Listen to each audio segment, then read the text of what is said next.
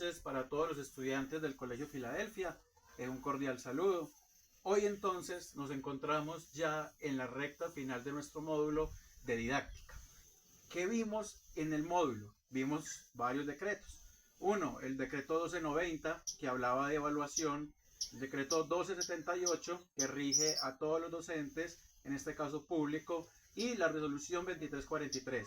Vimos entonces a través de la resolución cada área cómo se fue generando palabras claves como transversalidad, interdisciplinaridad y trazabilidad. A raíz de esto entonces, profes, para esta semana y la que sigue, que son las últimas semanas de nuestro módulo, vamos a hacer la ejecución de lo visto en el curso.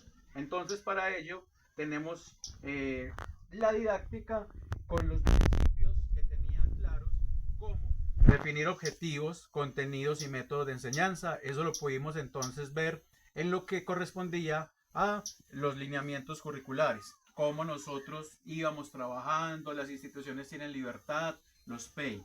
Diseños de materiales didácticos. Recordemos que el material didáctico no es la tiza, ni el tablero, ni el color.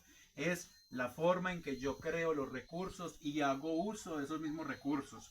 Tercero, técnicas de enseñanza. Tenemos entonces la forma de utilizar métodos y estrategias para crear conocimientos y habilidades.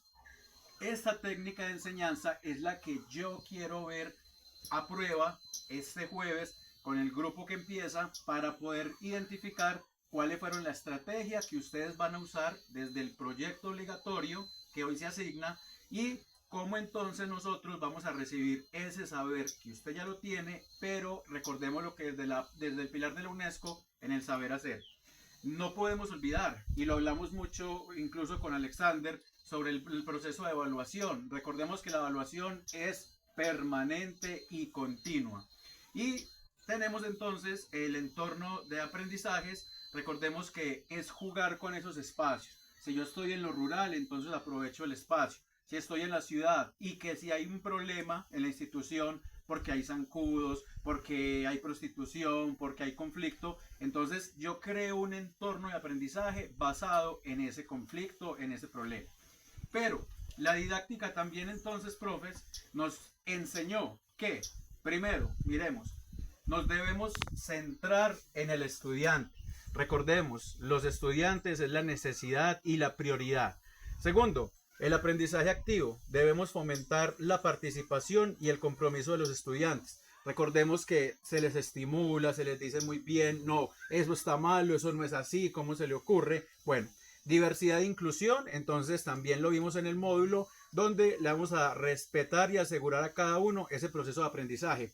No se les olvide, no se les olvide, ¿cierto? Con lo que les enseñé del cafecito, de que tenemos que generar que el estudiante vea, tenga el objeto, lo pueda reproducir y asegurarle un entorno de aprendizaje. No se les olvide, si yo llego a llamarlo y le digo, ¿y qué pasó con este estudiante? Todo un año y perdió. Entonces, esa no es la intención. Y la evaluación continua. Recordemos entonces que el 1290 nos dice eso. Refuerzo, recuperación, superación, plan de mejoramiento, plan de superación, porque la intención con el nuevo decreto es que el estudiante no pierda el año, y tampoco lo regalamos, sino que el estudiante aprenda según su entorno. Eso lo trabajamos mucho en este módulo, y a través de sus competencias. Profes, ahora, ¿qué vamos a hacer? Concéntrense en acá, miren bien por favor la diapositiva. ¿Qué vamos a hacer hoy en este espacio? Que van a trabajar por grupos y van a tener su tiempo independiente. Usted puede escoger entre estos 5 proyectos. Un proyecto que se llama ABP, aprendizaje basado en problemas. Uno que se llama aprendizaje por proyectos, que también puede ser proyecto y aula. Enseñanza personalizada, como algunas de las profes nos contaban que tienen sus niños chiquitos y que es casi personalizado. El aprendizaje cooperativo, el que nos cuesta a veces el trabajo en equipo. Y por último, simulaciones y juegos, que acá hay muchos docentes que son de educación física y que pueden hacer transversalidad con el proyecto de tiempo libre. Conclusión, mírenme entonces, profes.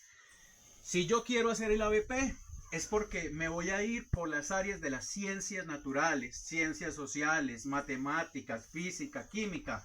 ¿Por qué? Porque voy a coger las áreas que me generen un producto, ¿sí? Entonces, si yo quiero, por ejemplo, enseñar la multiplicación, puedo jugar con las áreas, pero recordemos que la intención del producto es que los estudiantes comprendan y alcancen la competencia según los lineamientos curriculares y los pensamientos en matemáticas de esa situación. Y lo puedo hacer por medio de la BP, ¿cierto? Por medio de esta área, juegos y demás.